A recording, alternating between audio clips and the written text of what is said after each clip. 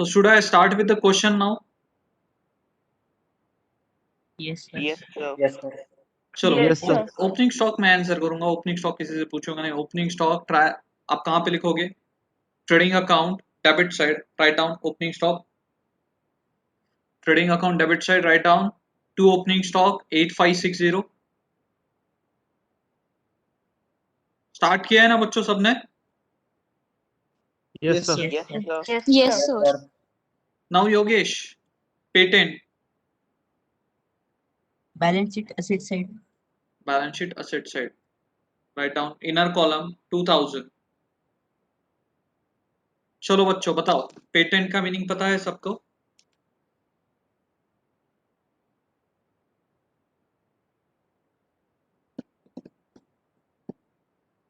Sir, अगर patent हमने का कुछ मीनिंग, डिस्कवर किया है नया, ओके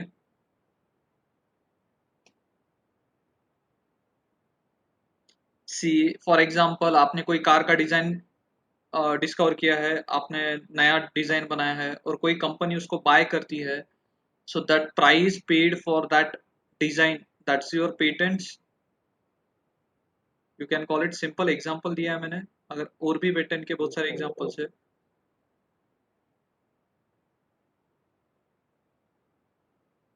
समझा बच्चों? yes, sir. Yes, sir. Correct. Next one Yash, debtors, Sir, balance sheet asset side, inner balance column. Sheet asset side, correct. Next one Vishwagauri, stock of stationery, Balance sheet asset side. Correct.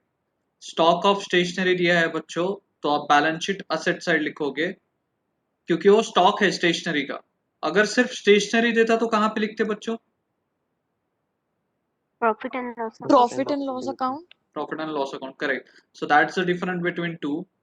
Stock of Sir, stationery it is patent given, क्या हुआ? It is given, कहाँ पे आता है? क्या बोले? Repeat. Patent कहाँ पे आता है? Patent balance sheet asset side. Okay sir. Stock of stationery it is given, so it's on balance sheet side. अगर स्टेशनरी देता सिर्फ तो it would have come in profit and loss account, correct. Next one Vedant, bills receivable, sorry trademark, Balance sheet asset side. Balance sheet asset side, correct. Trademark का meaning पता रहेगा आपको?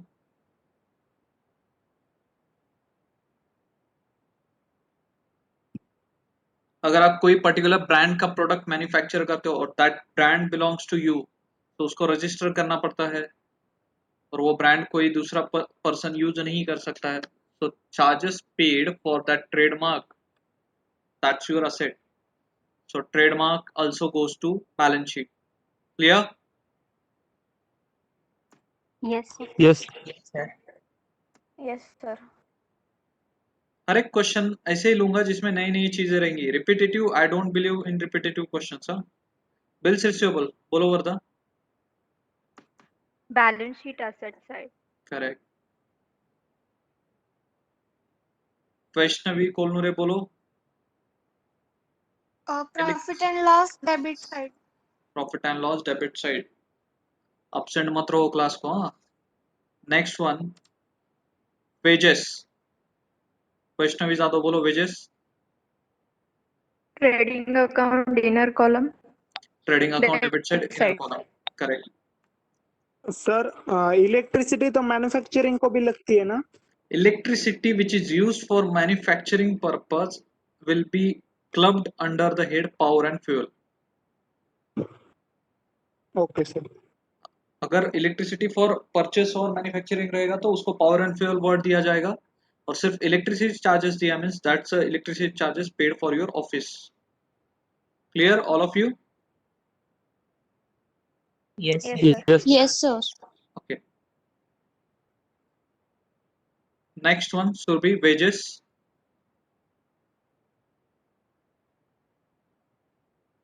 Trading account debit side.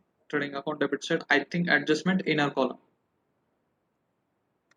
Chalo, this is the new thing. Shruti, heating and lighting.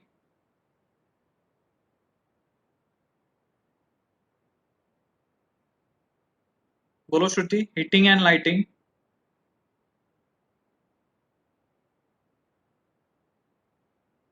Profit and loss account. Profit and loss account. Anyone got the meaning of heating and lighting? No, sir. Heating and lighting का simple meaning है बच्चों. Heating means what? अगर कोई particular factories में कोई product को manufacturing करने के लिए उसको पहले हीट करना पड़ता है, मेल्ट करना पड़ता है, and then that product becomes the final product. So tell me whether heating and lighting is directly relating to your manufacturing process. Yes, sir. So heating and lighting का meaning clear है सबको? Yes, sir. Yes, sir. Yes, So it sir. will go to trading account. Clear? Yes, sir. Yes, sir. अगर अपने को meaning नहीं समझ में आता है तो वो क्वेश्चन जब आप बुक में सॉल्व करते हो, सी मेरा मेथड क्या था मैं आपको एक बार दिखा देता हूँ. बाद में मेरे को रिवीजन के लिए बहुत इजी जाता था. I will show you how you used to. मैं सीए फाइनल को भी कैसे नोट्स प्रिपेयर करता था या जो भी है. मेरा कुछ लिखने का बहुत भारी नहीं था. सिर्फ what I use to do is, for example ये आपका अपर मार्जिन है और आपका लिखने का यहाँ से नीचे स्टार्ट होता है. सो मेरे को जो भी वो क्वेश्चन सर बोर्ड नहीं दिख रहा है. एक सेकंड मेरे को जो अब दिख रहा है. Yes, sir. हाँ, हाँ मेरे सर. को जो भी लगता था ना तो मैं क्या करता था पता है, I use to write in the top of that margin. So मेरे notes means what, every page I have written somewhere means कुछ मेरे को इंपॉर्टेंट लगता था तो मैं वो मार्जिन में लिख के रखता था. सो हो गया वो क्वेश्चन में जो भी इंपॉर्टेंट है वो क्वेश्चन पूरा पढ़ने की जरूरत नहीं, ऊपर ही लिख दिया ये क्वेश्चन में इंपॉर्टेंट है, पढ़ लिया, आगे बढ़ो. जब आपको एग्जाम के पहले रिवीजन करना है तो that becomes easy for you. Otherwise do one thing, final accounts के लिए आपको लगता है तो आप बैक पेजेस से चालू करो. जो आपका रजिस्टर का लास्ट पेजेस रहेंगे वहां पे 3-4 पेजेस रिवीजन पर्पस के लिए बनाओ. कुछ भी मेथड करो पर करो. अगर आप कुछ भी नहीं लिख के रखोगे तो आपको पूरा पढ़ना पड़ेगा वापस. या फिर अभी क्वेश्चन सॉल्व कर रहे हो तो हीटिंग एंड लाइटिंग को हाईलाइट करके रखो, ट्रेडमार्क को हाईलाइट करके रखो. तो ऐसे कुछ ना कुछ आपको स्ट्रेटेजीज बनानी पड़ेगी जिससे आपका बाद में टाइम सेव होना चाहिए. इट इज नॉट पॉसिबल कि एग्जाम के पहले या फिर रिवीजन के टाइम आप हर एक क्वेश्चन से गो थ्रू कर सकते हो. So do one thing, you can write it here also, top of the margin, heating and lighting goes to trading account और Q. तो उसका रीजन भी लिख के रखो तो ऐसे बहुत ज्यादा नहीं होगी. Next one, Sarthak, trade expenses. अरे एक बार वापस बोलो ना. Heating and lighting. Heating and lighting means ऐसा process means some product require heating in manufacturing process, उसको हीट करना पड़ता है देन उसका फाइनल प्रोडक्ट बनता है. तो heating means you are just increasing the temperature of that product. तो ये सब मैन्युफैक्चरिंग प्रोसेस में आता है. So therefore it goes to trading account. Clear? Yes, sir. Then next one, Sarthak, trade expenses कहाँ पे बताया आपने? Profit and loss account debit side. Profit and loss account debit side. Have you checked anything in the trial balance before writing in profit and loss?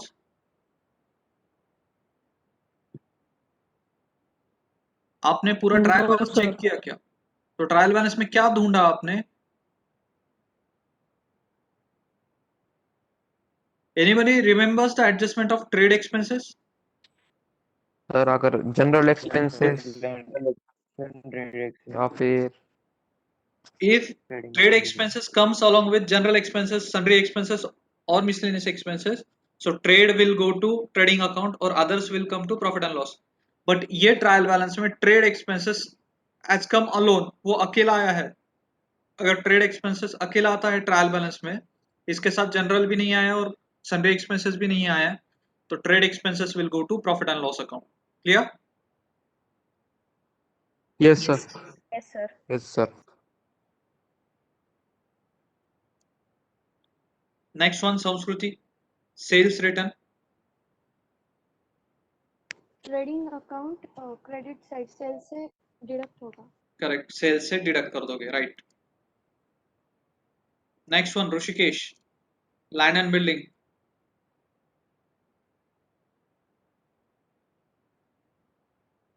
Sir दो adjustment है, एक asset side balance sheet and second one in depreciation profit and loss account. अभी सिर्फ trial balance की posting कर रहे हैं अपन। Trial balance में लैंड एंड बिल्डिंग दिया है तो कहाँ पे लिखोगे? Balance sheet asset side. Correct. Adjustment we will do it later on. Land and building will go to asset side और इनर कॉलम लिख देना, adjustment we will do at the end. Rupesh, next one, furniture. Balance sheet asset side. Balance sheet asset side, correct. Riya, next one, cash at bank. Balance sheet asset side. Right. कोई भी चीज अपने को नहीं समझ में आ रही है यहाँ पे क्यों लिखना है तो पूछो, हाँ बच्चों। Next one, Nandini, investments. Sir, balance sheet asset side. Correct, balance sheet asset side.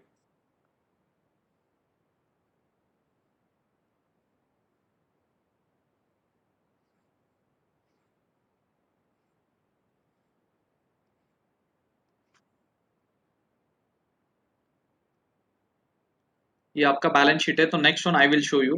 It is given drawings Archana and Prerna. तो आपको क्या करना है, लिखोगे कैसे देखो, कैपिटल अकाउंट अंडरलाइन कर दो। अर्चना का कैपिटल अकाउंट आएगा, सो उसमें से less drawings. How much drawings is given? 1200। तीन चार लाइन ब्लैंक रखो, उसके नीचे लिखो प्रेरणा, उसका कैपिटल अकाउंट आएगा, उसमें से भी लेस कर दो ड्राइंग्स। How much? 900। ऐसे लिखते हो ना ड्राइंग्स आप? Yes. Yes, sir. हो गया यहाँ तक बच्चों सबका? Yes, sir. Yes, sir. Next one, Ram बोलो, bad debts. Profit and loss debit side. Correct, profit and loss debit side. Raj, next one, purchases. Trading debit side. Trading debit side, inner column, क्योंकि purchase return है question में। नेक्स्ट वन, पुष्कर, कैपिटल अकाउंट। Balance sheet liability side. Balance sheet liability side 40,000 and 20,000। So देखो 40,000 और 20,000, और याद रखना जो अमाउंट लेस करनी है उसको ब्रैकेट में लिखो तो आपको सिंपल समझ जाएगा। बच्चों सबको समझ तो आ रहा है ना क्या चल रहा है क्लास में? Yes, sir. Yes, sir. Yes, sir. Yes, नहीं तो मैं sir. पढ़ा रहा हूँ, आप पढ़ रहे हो, चल रहा है चलने दो, ऐसा तो नहीं है ना। Next one, Pratiksha, other loans. So, balance sheet liability side. Correct, it's your loans, so other loans balance sheet liability side, correct. Prathamesh, next one, reserve fund.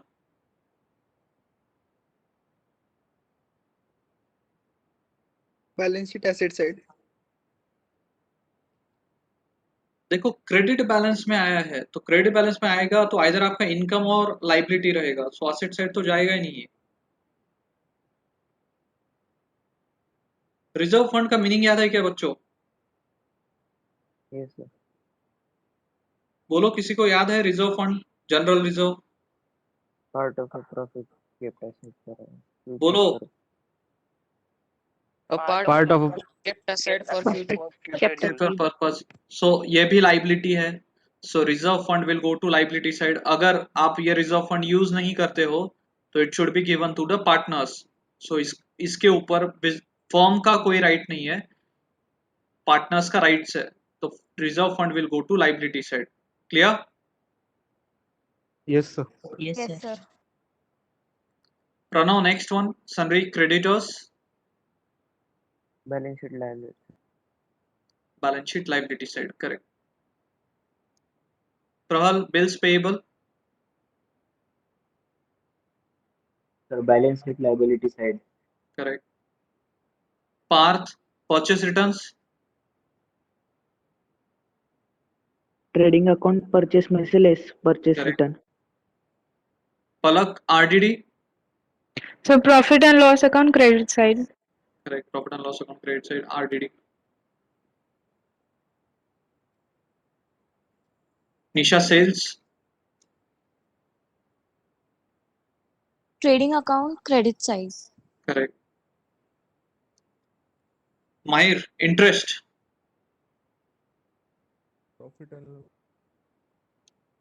Profit and loss credit side. Whether it's interest received or paid, Received. Received. it's received. So profit and loss account की credit side you will write by interest. Now बच्चों tell me whether trial balance की सभी adjustments आपको clear है? Yes, sir. Yes, sir. Yes, sir. Does anyone is having any doubt in this? बोलो बच्चों. No, sir. Anyone is having any doubts in the trial balance? No, sir. No, No, sir. sir. No, sir. Now No, I sir. will go to the adjustments. आज थोड़ा एक दो adjustments अलग है. चलो Kartik, first adjustment you can tell me. What should I do?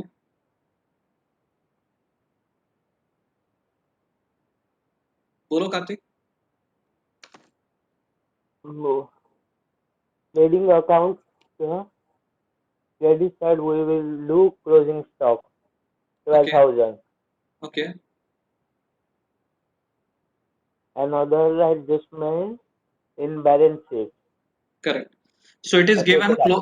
correct. Closing stock is given cost price 12,000, market price 17,000. So you will consider whichever is less. Less is 12,000. और closing stock के दो effects होते हैं. First, it will be written on the credit side of trading account by closing stock, and second effect on the asset side of the balance sheet 12,000. I think now closing stock adjustment I should not teach further. आपको आता है. I am assuming. अभी closing stock में किसी को कोई doubt है क्या? No, sir. No, sir. No, sir.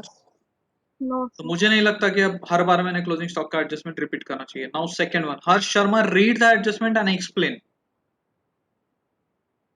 Customer Mr. Shekhar failed to pay his dues of rupees 800. चलो इसका मतलब समझो. सर उससे अमाउंट आनी थी 800 पर वो अपने को मिली नहीं अमाउंट वो. करेक्ट. अगर किसी से अमाउंट आना है तो वो कौन रहेगा अपना? डेटर. करेक्ट. और अब अमाउंट वो नहीं रिसीव नहीं देने तो वाला. Bad debt. करेक्ट. तो अब इसके दो इफेक्ट्स क्या करोगे? सनी डेटर से डेबिट करेंगे न्यू बैड डेट से 800. करेक्ट. सो डेटर से you will deduct 800 as a new bad debts. और second effect profit and loss account के डेबिट साइड में एड डेट्स में बैड डेट्स में ऐड करेंगे न्यू बैड डेट्स. करेक्ट. आपको clearly नहीं दिया है कि न्यू बैड डेट्स इतना है, आपको एग्जांपल के थ्रू दिया है. एंड दैट एग्जांपल मींस आपको न्यू बैड डेट्स क्रिएट करना है 800 रुपीज का. सो आप डेटर्स से लेस कर दोगे 1800 बैड डेट्स, और आपको जो ट्रायल बैलेंस में बैड डेट्स दिया गया है उसमें ऐड कर दोगे 800 bad debts, new bad debts. Whether second adjustment is clear बच्चों? Yes, sir. Yes, sir. Yes, sir. Yes, sir. See, second adjustment का मीनिंग क्या है? Our customer mister Shekhar fail to pay his dues of 800. कोई customer आपको 800 देने वाला था तो अब नहीं देगा. That means it's a new bad debts. So आप डेटर्स से लेस कर दोगे क्योंकि आपको उतने पैसे कम मिलेंगे, और आप बैड डेट्स में ऐड कर दोगे क्योंकि ये आपका नया बैड डेट्स है. Clear? Yes, sir. Yes, sir. Now Harsh Sada, read the third one and explain.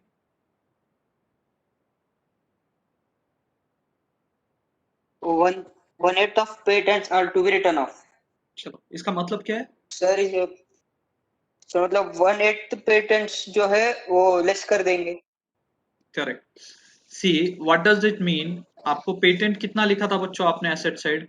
Patents how much? 2000 ना? 2000. Yes. करेक्ट. Yes, sir. और आपको 2000 में से 1/8 राइट ऑफ करने के लिए बोला है. मीन्स इसका मतलब ऐसे रह सकता है कि 8 इयर्स के लिए आपने 2000 रुपीज पे किए थे, तो इसलिए आपने एसेट साइड लिखा. सो अगर 2000 आपने 8 इयर्स के लिए पे किया है तो 1 ईयर का एक्सपेंस उस प्रॉफिट एंड लॉस में लिखना चाहिए. सो अगर आप 2000 का 1/8 कैलकुलेट करते हो तो हाउ मच? 250. 250. सो यहां से लेस कर दो. It's like depreciation only. So right of, सिर्फ डेप्रिसिएशन की जगह पे राइट ऑफ वर्ड यूज किया जाता है. 250 लेस हो जाएगा असेट साइड से, और ये जो 250 आपने पेटेंट से लेस किया है asset side, you will right on the profit and loss debit side 2 patents written off. It's like depreciation only बच्चों, simple. So patent से लेस कर दोगे 2000 का 1/8 कितना आता है 250 लेस हो गया, और प्रॉफिट एंड लॉस के debit side you will write to write off 2 patents written off. Clear? Yes, sir. Yes, sir. Yes, sir. Yes, sir.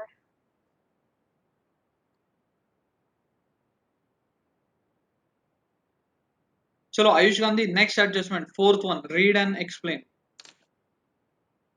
A part of furniture rupees 5,000 is purchased on 1st October 2018.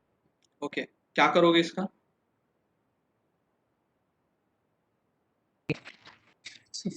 Furniture में 5,000 add करेंगे.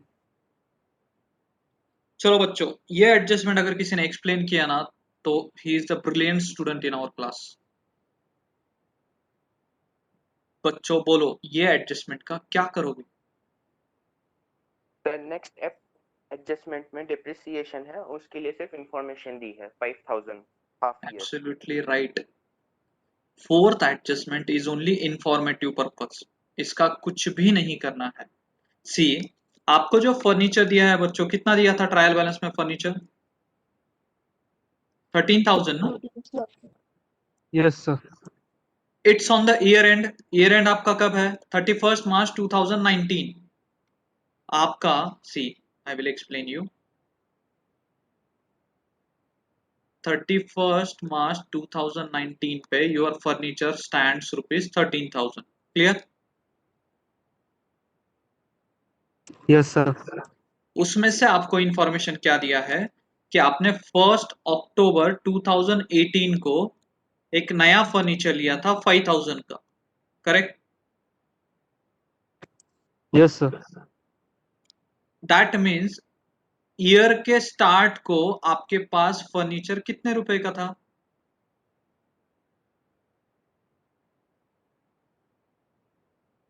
सी, 13,000 is the value at the year and. आपके पास furniture 31 मार्च 2019 को इतना है 13,000 का, और आपको additional information दी है कि 1 अक्टूबर 2018 पे आपने 5,000 का परचेस किया था. So now tell me, year का स्टार्ट 1 अप्रैल 2018 पे फर्नीचर कितने अमाउंट का रहेगा? 8,000. समझा क्या सबको? Yes, sir. Yes, sir. See, so that is only for depreciation purpose. See, 31st March 2019 is your year end. And पे आपके फर्नीचर का वैल्यू है 13,000. बट आपको एडिशनल इंफॉर्मेशन दी है कि 1 अक्टूबर 2018 पे आपने 5,000 का परचेस किया फर्नीचर, बट 1 अप्रैल 2018 पे कितना था? 8,000 ओनली. क्लियर? सो अभी क्यों किया है? नेक्स्ट एडजस्टमेंट में आपको क्या बोला है? फर्नीचर पे 5% डेप्रिसिएशन कैलकुलेट करो. So now tell me how you will calculate 5% depreciation on furniture. आप जितना असेट यूज करते हो उतना ही आपको डिप्रिसिएशन मिलता है. करेक्ट और not? Yes, sir. Yes, sir. See, Yes, sir. आपका फर्नीचर 13,000 का है, पर उस पे डायरेक्टली 5% आपको डिप्रिसिएशन नहीं मिलेगा. क्यों? क्योंकि उसमें से सी, 8,000 का furniture was use for full year. बोलो बच्चों, 8,000 का फर्नीचर Yes, आपने sir. फुल ईयर यूज किया. Yes, sir. Yes, sir. सो 8,000 पे आपको फुल 5% डेप्रिसिएशन मिलेगा. How much? 8,000 का 5%? 400. 400. 400. और जो 5,000 आपने कब परचेस किया है? 1 अक्टूबर पे. सो ये 5,000 का 5% मिलेगा, but only for how many months? 6 Months. 6 months. 6 months. So 5,000 into 5% into 6/12 कितना आता है? 125. 125. Yes. Yes, sir. Yes, sir. So Yes, sir. Total depreciation on machine how much? Sorry, furniture. 525. 525. So furniture का डिप्रिसिएशन 525 कैसे आया? सबको समझा क्या? Yes, sir. Yes, sir. एक बार explain Yes. करना. पक्का? सर वापस एक बार explain Yes, करना. सी, नॉर्मली आपको ट्रायल बैलेंस में अगर फर्नीचर दिया जाता है 13,000 का और आपको बोला गया है कि डेप्रिसिएशन 5% चार्ज करो, तो normally what you used to do, directly आप 13,000 पे 5% चार्ज करते हो, करेक्ट? Yes, sir. बोलो बच्चों, यस ना? Yes, sir. But Yes. इस क्वेश्चन में आपको क्या दिया है कि ये 13,000 जो ईयर एंड पे आपका फर्नीचर है, उसमें से कोई फर्नीचर आपने 1 अक्टूबर 2018 को परचेस किया है, that was 5,000. So that means year ये है 31 मार्च 2019 का पोजीशन. अगर आपने अक्टूबर पे अगर कुछ परचेस किया है, दैट मीन्स आपके पास वो अप्रैल में था ही नहीं. ईयर के स्टार्ट पे आपके पास सिर्फ 8,000 का फर्नीचर रहेगा, आपने अक्टूबर में 5,000 का लिया, ऐसे आपके पास 13,000 का ईयर एंड पे फर्नीचर हो गया. Clear? Yes, sir. Yes, sir. सो आपको डेप्रिसिएशन 5% कैलकुलेट करने बोला है. जितने मंथ्स आपके पास असेट है उतने ही मंथ्स का आपको डेप्रिसिएशन मिलता है. So 8,000 was with you at the start of the year, so इसके ऊपर पूरा 5% मिलेगा, that comes to 400 rupees. But जो 5,000 आपने नया फर्नीचर लिया है, it was purchased on 1 October. So October, November, December, Jan, Feb, March, सिर्फ 6 मंथ्स का 5,000 पे डेप्रिसिएशन मिलेगा. So 5,000 into 5% into 6/12, it's come to 125 ना. Yes, sir. सो आपको Yes, sir. टोटल डेप्रिसिएशन कितना मिलेगा फर्नीचर पे? 525. 525. सो सी, फोर्थ एडजस्टमेंट आपको डेप्रिसिएशन कैलकुलेट करने के लिए दिया था, उसका कुछ भी नहीं करना है आपको. सो फर्नीचर का डेप्रिसिएशन कितना है बच्चों? 525. 525. तो क्या करोगे उसका 525 का? Less Furniture from में yes. फर्नीचर में से लेस कर दो 525 और प्रॉफिट एंड लॉस अकाउंट के डेबिट साइड लिख दो to depreciation on furniture 525. Clear ना बच्चों? Yes, sir. Yes, clear. Yes, sir. Whether that adjustment was clear to all or not? Yes, sir. Yes, sir. Okay. और अब अभी land and building पे भी 10% बोला है. लैंड एंड बिल्डिंग तो स्ट्रेट फॉरवर्ड दिया है 22,000, इसके बारे में कोई इन्फॉर्मेशन नहीं है. सो 22,000 पे 10%, हाउ मच? 2,200. तो क्या करोगे इसका, बोलो बच्चों सब लोग. Less from land and building. You will deduct from land and building, less depreciation लिख दो, लैंड एंड बिल्डिंग में से लेस कर दो depreciation 2,200. And second effect, profit and loss account के debit side you will write it as to depreciation 2,200. Correct बच्चों? Yes, sir. Yes, sir. Yes, sir. Rejoin करो बच्चों.